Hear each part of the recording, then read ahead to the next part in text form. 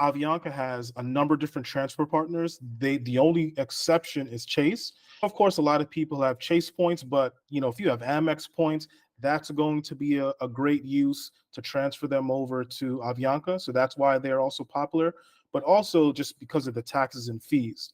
Depending on who you're booking with, those taxes and fees can really add up, especially if you're booking for multiple people or for a family. So LifeMiles is great because their taxes and fees are usually quite a bit less. And also their miles cost is usually, I would say sometimes 10 to 20% less in miles than other partners. So between the taxes and then the actual miles requirement being lower, it's a great use of miles. And I would add, they generally do get transfer bonuses throughout the year, whether from Amex, whether from Build and stuff like that. So it's really a great program for you to book and get some good value from. Hey there, points people! You just heard a clip from Levon from Going Farther Together. Levon is an avid traveler and digital nomad. In the last 2 years, he has redeemed more than 1 million points. His journeys have taken him on some of the best first and business class flights, including Emirates, Etihad, ANA, Singapore Airlines, and a lot more. In this episode, expect to hear about all the different flight deals that you often cannot find on the common search tools we use like PointMe, Roam.travel, or Seats.aero. This includes finding deals on Singapore Airlines, Cathay Pacific, Avianca, the Avios programs, and so much more. I do also want to point out that we recorded this video right before Avianca announced its devaluation. So some of the prices quoted will be a little bit different, but the search strategies are still going to be the same. Additionally, Avianca also lowered some route pricing. Like now, you can fly from the Northeast United States over to London for only 45,000 points in business class. If you are in the market for a new card to earn points so that you can travel like Levon, check out geobreezetravel.com/cards. And if you're not sure what card is right for you, I offer free credit card consultations at geobreezetravel.com/consultations. And if you are looking for even more strategies for how to maximize your points, sign up for our free live training by going to geobreezetravel.com/webinar. I only do these types of free live trainings every few months, and we don't record them. We go through tips and tricks that I don't post anywhere else in each of these free live trainings, so if you miss one, you miss out. Again, you can register at geobreezetravel.com/webinar, and I hope to see you there. And now, on with the show.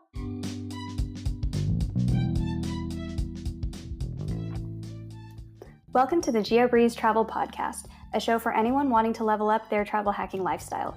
I'm your host, Julia Menez. I'm a travel hacker, coach, speaker, Filipino-American ENTJ who loves solid travel gear and using shortcuts on spreadsheets. On this show, I'm on a mission to bring you travel hackers from all walks of life to help you level up your travel hacking game. We dive into credit cards, miles, points, strategy, mindset, and the secrets behind how to travel the world for next to no cost. So let's get hacking.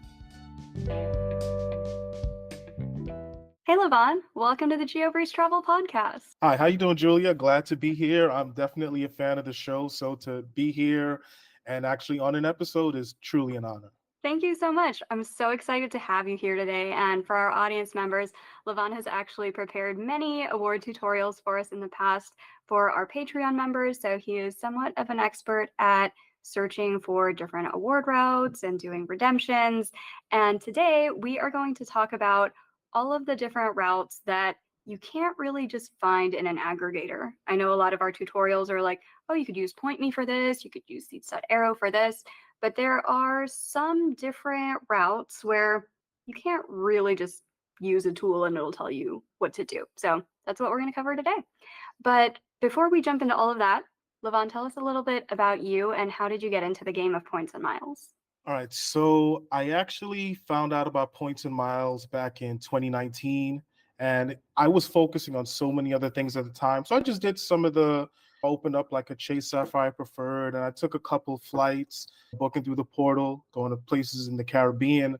But it was really about a year and a half ago, was Instagram started getting more popular and people were showing more points and miles stuff on Instagram, that I saw these really interesting business class and first class flights. And I'm like, okay, I have a bunch of points that I'm sitting on.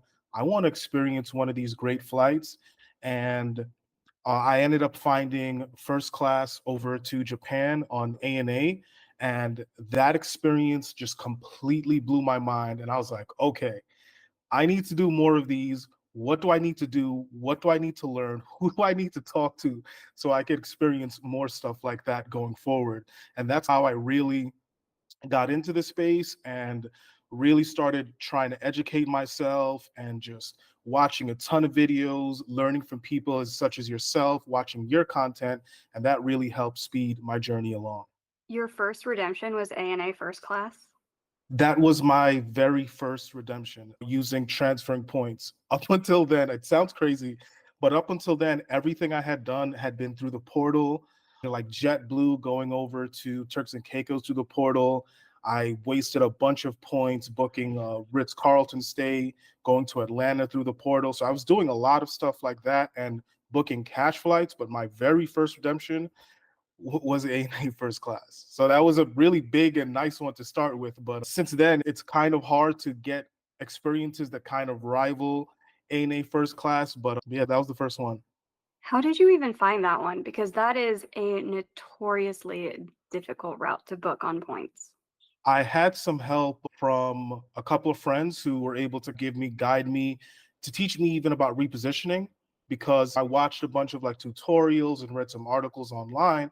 And my home airport was from JFK, and I could not find any availability in either business or first class. But then they opened me up to repositioning. And I started looking at other airports like Chicago ORD and San Francisco, and it was ultimately San Francisco where I found it. But some of it really was luck because it just so happened at that time Japan had just opened its gates back up to the world, and it seemed like ANA did an award dump to coincide with that. So that was a part of the reason why I was able to find not just one seat, but a seat for my wife as well too. Oh, you found 2 seats Found in two. ANA first class. Yep. And the crazy thing is, and I've never seen it like this since, there were some dates and there were some routes with five. I even saw one with like seven, which is completely unheard of since there's only eight first class seats in the cabin, period. But I really think it was just because Japan had just opened up. So they were just looking to kind of spur some tourism, just my own speculation. So that's why I got so lucky. So ANA is one of those airlines where you kind of have to just search with their website, right? You can't really find these very easily with other search aggregators. Is that correct? Yes, but in a way, yes, it's going to be best through ANA because their award chart opens up around 355 days in advance. But I actually searched through United because I ultimately wanted to use Virgin points to try to pay less miles. So I searched on United first, called Virgin to see if they could also see that availability. And they did because it was just wide open. And that's how I was ultimately able to book. One aggregator that sometimes sends out alerts for ANA is Travel, where if you guys are very flexible, where you're like, I just want to fly this product no matter when or where it is, I'll make it happen.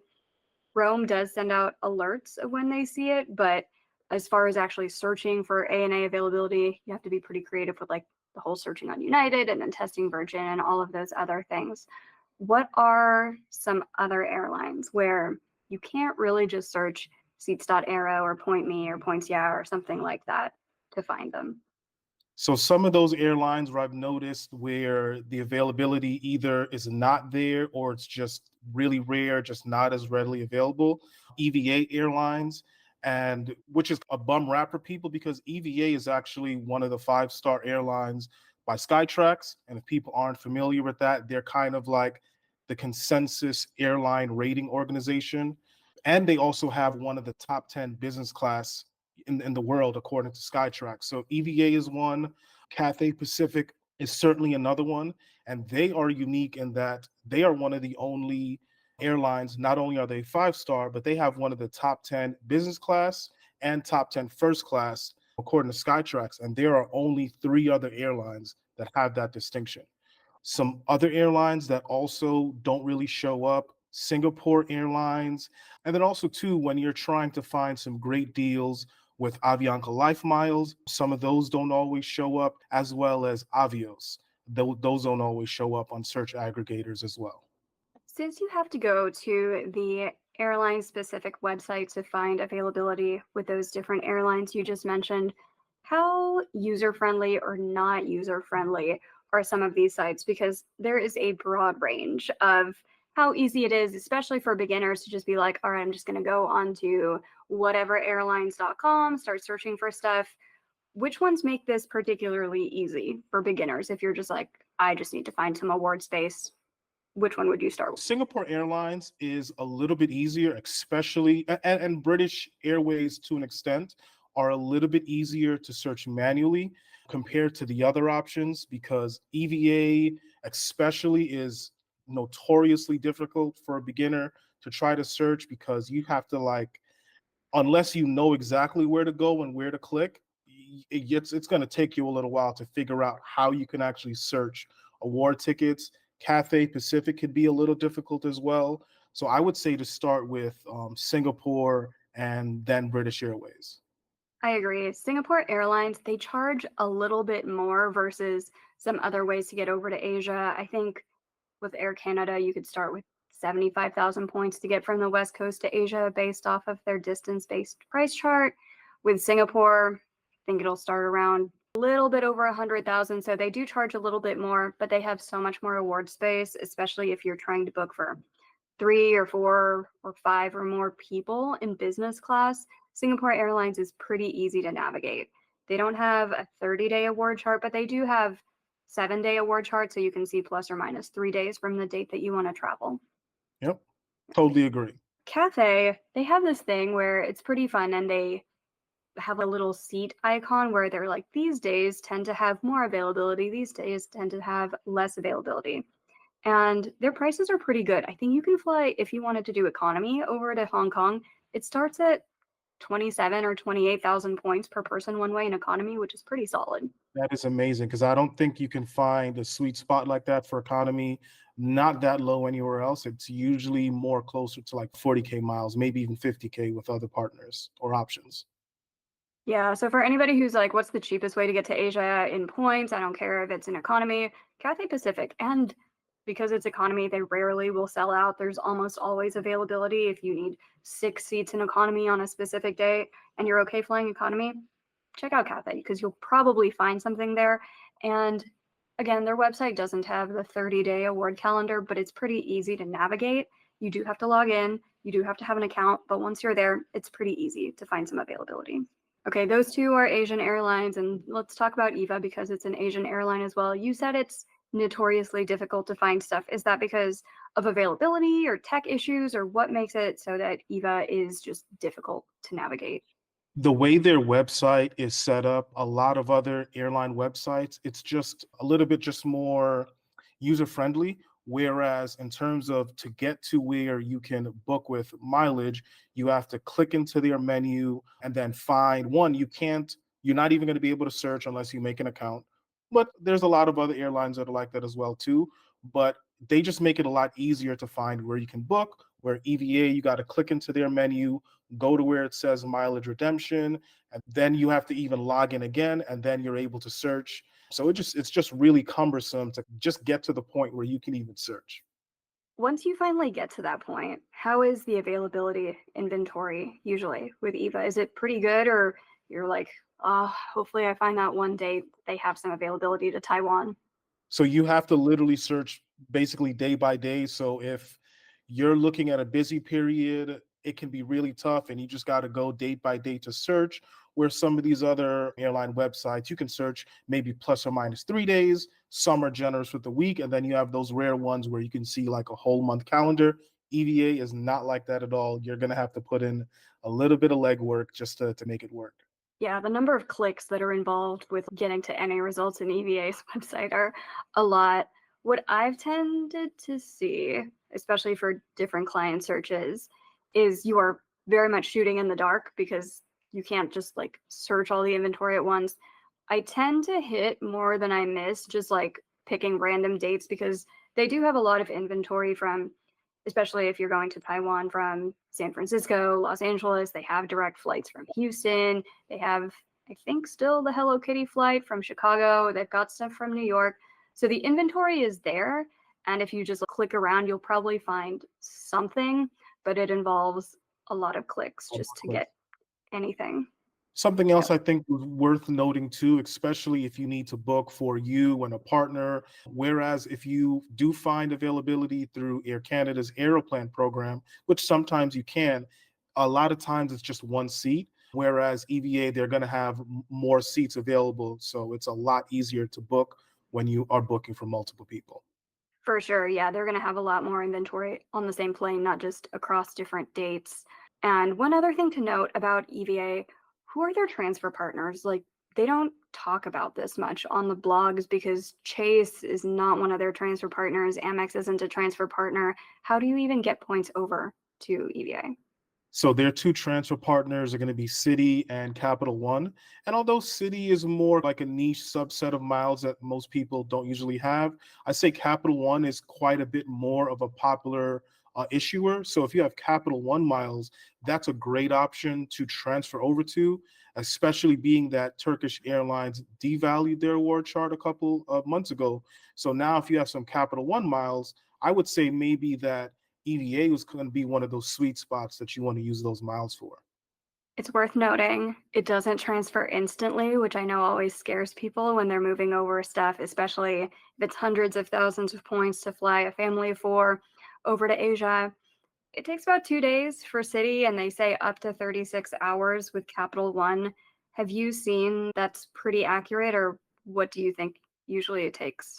From what I from what I've seen, that's pretty close to the transfer time. But like we were talking about, and like you were mentioning earlier, because there is, if you do have some flexibility, worst come to worst, you can pivot to another date around what you initially saw if the award space gets booked up before your miles hit your account. For Singapore and Cathay and Eva, is it mostly just to book their own inventory? Are there any code share sweet spots that people should be like, oh, I can book like this other airline through Eva or through Cathay or something like that? Do they have those that are worthwhile looking into? To be honest, not really sure. Usually, when I use those programs, I'm specifically looking for their own metal, just because I'm usually able to find like other deals and sweet spots with other partners. Yeah, that makes a lot of sense. And speaking of airlines that tend to be better for searching for code share stuff rather than their own metal, I don't think people really like flying on Avianca planes, but people like using the Avianca website to find other points deals. Can you talk a little bit about why that is? Whether it's because Avianca planes just aren't that good or the deals really are? The first thing is Avianca has a number of different transfer partners. The only exception is Chase. Of course, a lot of people have Chase points, but if you have Amex points, that's going to be a great use to transfer them over to Avianca. So that's why they're also popular, but also just because of the taxes and fees. Depending on who you're booking with, those taxes and fees can really add up, especially if you're booking for multiple people or for a family. So LifeMiles is great because their taxes and fees are usually quite a bit less. And also their miles cost is usually, I would say sometimes 10 to 20% less in miles than other partners. So between the taxes and then the actual miles requirement being lower, it's a great use of miles. And I would add, they generally do get transfer bonuses throughout the year, whether from Amex, whether from Build and stuff like that. So it's really a great program for you to book and get some good value from. What are some sweet spot routes that people like to book through Avianca? So one of the ones that's very popular is booking Lufthansa first class through Avianca. And again, this is another case where that mileage requirement is quite a bit less than other partners that you could book through. Like example, United. United charges, I think if I remember correctly, 121,000 for Lufthansa first class, whereas LifeMiles charges 87,000. So that's quite a big discount in miles there. So that's a great sweet spot. Also, let's see, what are some other really good ones? Flying to Europe is about 63,000 Avianca Life miles, where if you're not getting Air France saver fares, that's going to be a bit less than what you're going to find from other airlines. That could be huge for Europe, especially because so many routes through Europe go through London, the taxes and fees are like $700 per person with London Heathrow. And so if you can fly something that doesn't pass on those taxes and fees, like Avianca doesn't, that can save you hundreds and hundreds of dollars. What's it like from a tech perspective for somebody trying to find these deals on Avianca's website? Is there a trick to this? What do you think? Yeah, that's another one where just for whatever reason, these airline websites just aren't really designed that well. So you actually, one of those things that kind of tripped me up when I was first learning how to search award space is you think like, okay, I'm going to search from avianca.com when you actually need to go to lifemiles.com to be able to search with point for to use points. So that's one of those things. And their search capabilities, like sometimes it'll error out or it won't show the award space and just different little things like that. So it can be a little challenging to use it, but if you're able to get it to work, you're going to find some great deals. Yeah, lifemiles.com. First of all, that trips up people.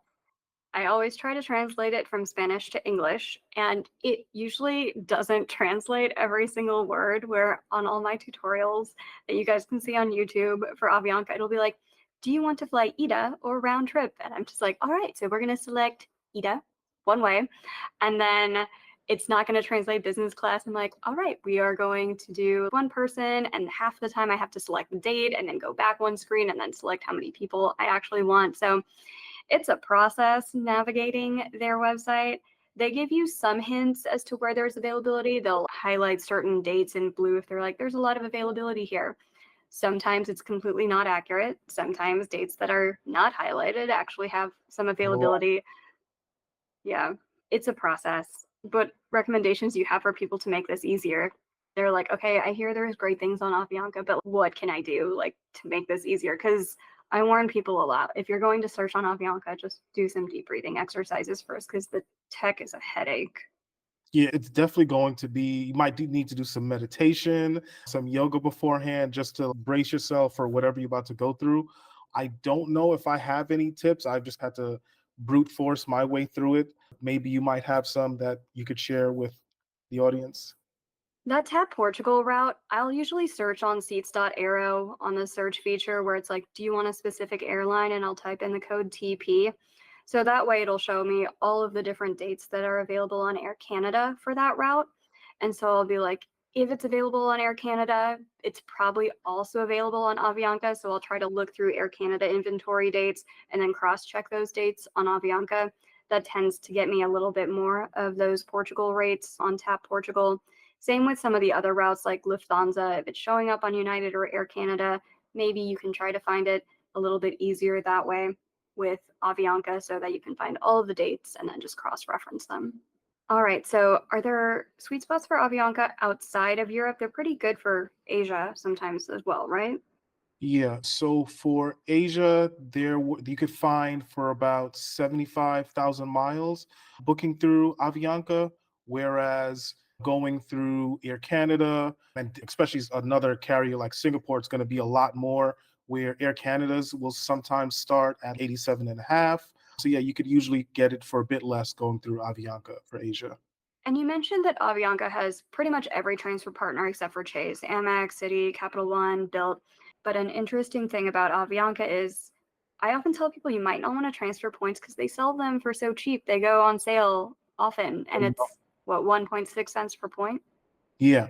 So I definitely, I personally try to minimize my out-of-pocket expense, but definitely if people are sometimes booking some of these business class flights with cash, like you can sometimes find, I think when they are selling points, that same Lufthansa first class deal, the amount of points that you would buy, I think it would cost about somewhere between 1,000 to around 1,300 cash for a flight. If you were just booking it outright cash, is going to cost upwards of thousands of dollars. So that is another great example of the ways you could use LifeMiles when they go on sale.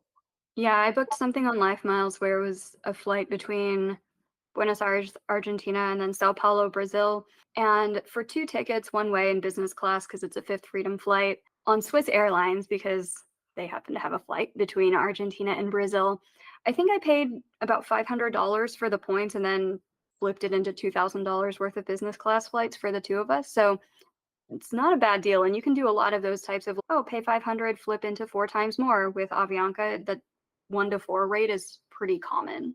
If you guys wanna experience a ton of different Fifth Freedom flights, that Easy E to GRU route has so much. They've got Ethiopian, they've got Air Canada, they've got Emirates, they've got Swiss.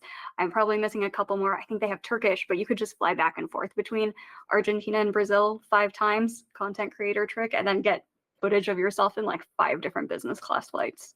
Hmm. That's probably one of the, because Swiss first is notoriously kind of hard to book, but whenever you are able to find it through LifeMiles, that's one of the best ways to go ahead and book that experience. All right, so we've talked about Avianca LifeMiles, we've talked about Singapore, Cathay, Eva. Let's talk about the Avios program, because that's another one that's pretty hit or miss when just searching on the different aggregation tools, right? This is another one where you might want to search by hand outside of the tools as well. Yeah, definitely. One, Avios are just great because you can use those to book Q suites, JAL flights, especially with their new A350 that came out. I know that's very popular and people are trying to book those. So that's definitely a program you want to search manually because like even a popular tool like Seats.aero, it doesn't always show up and also like points, yeah, they just don't always populate in the results. What are your favorite sweet spots to book with the Avios program? And can you talk a little bit about there's 5 different airlines that are involved with Avios. So what's better to use British Airways for versus Iberia versus Finnair versus Qatar versus Aer Lingus? Because the answer is not always the same, even though they're all Avios.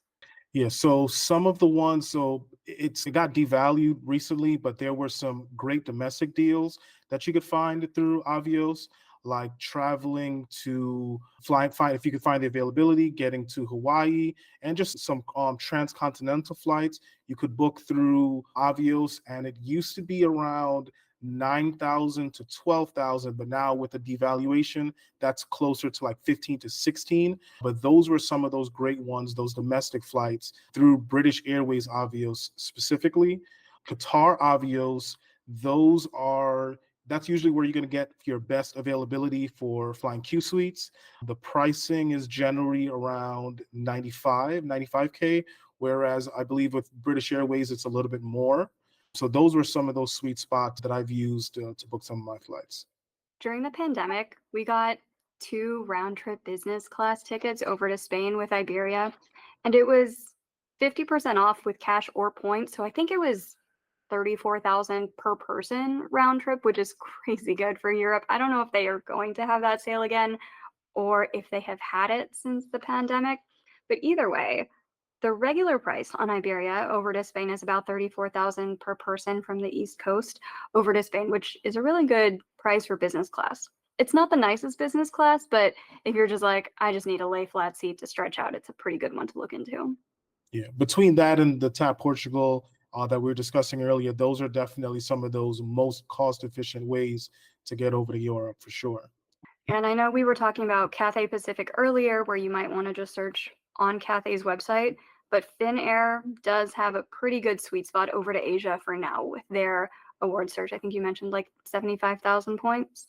Yeah. That's one that I'm expecting. I'm crossing my fingers, but I'm definitely expecting that Finnair award chart now that it's a part of the Avios program.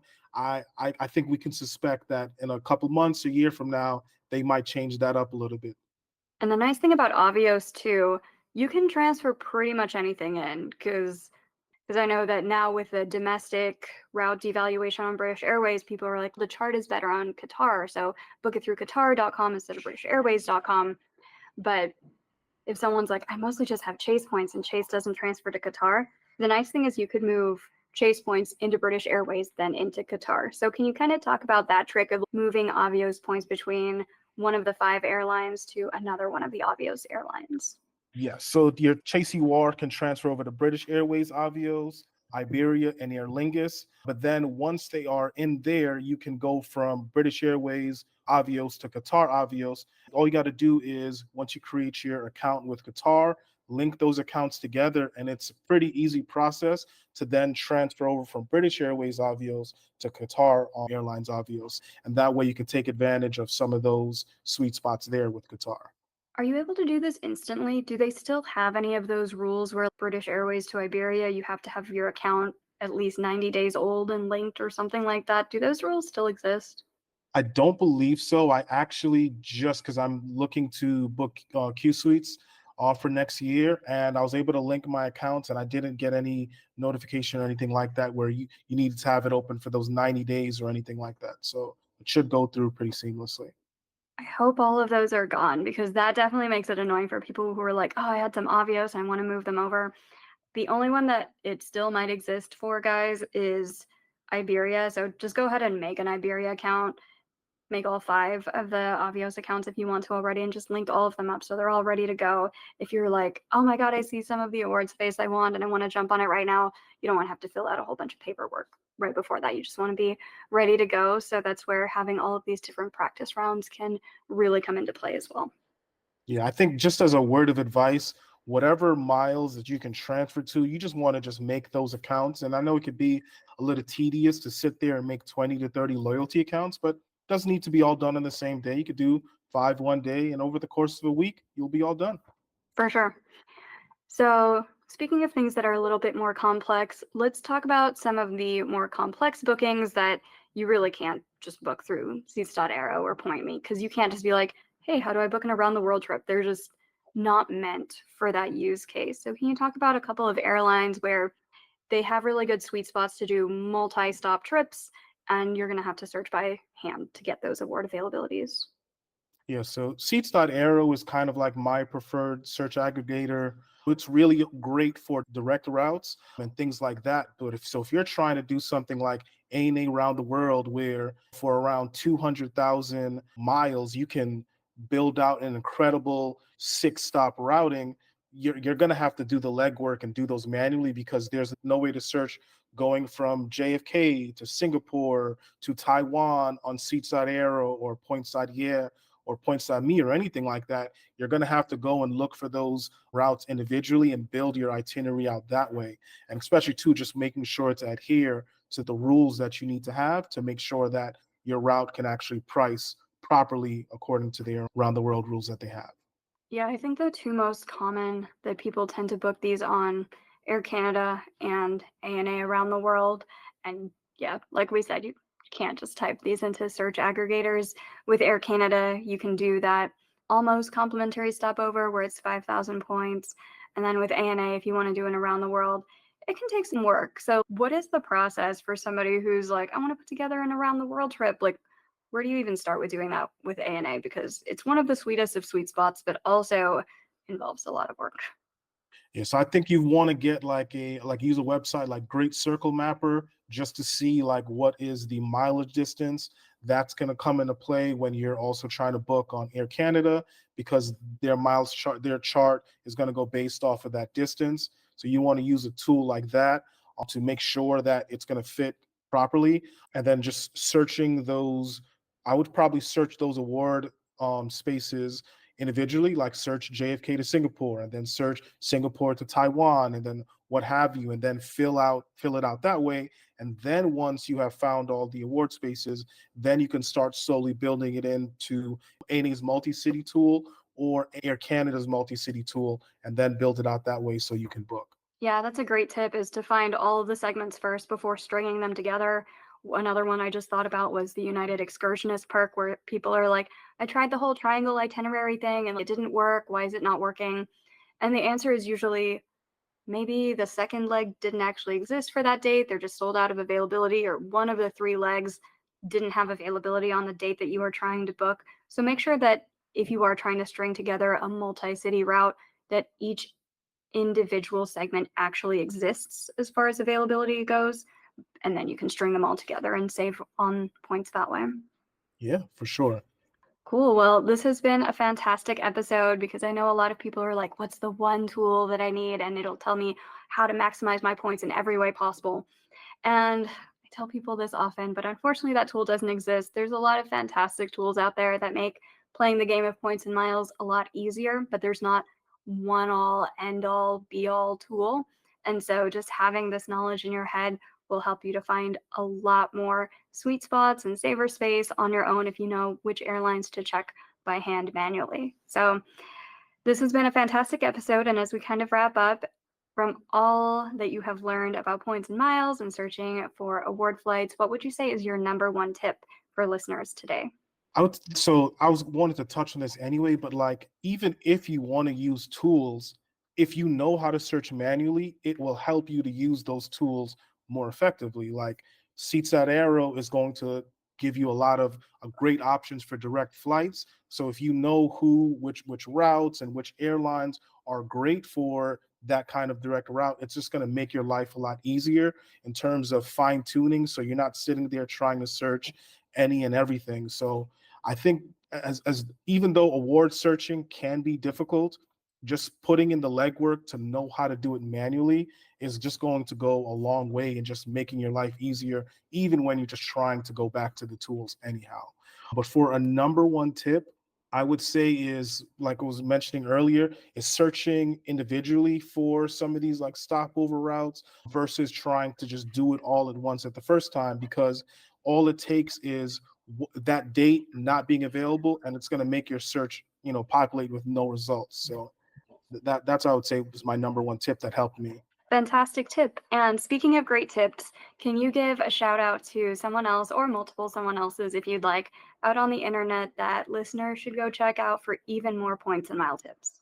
Points to Possibilities, I found they share some really great tips about even some of these sweet spots with LifeMiles and how to use married segments to your benefit and stuff like that. So that's somebody I think people should check out. They share a lot of great content regarding points and miles.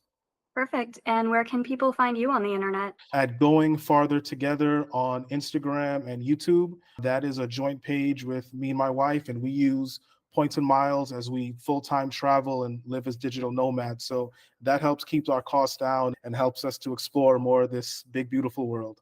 Fantastic. Well, thank you once again, Levon, for coming onto the show and sharing all of your knowledge with us. It has been such a pleasure to have you today. Thank you, Julia. Thanks for having me.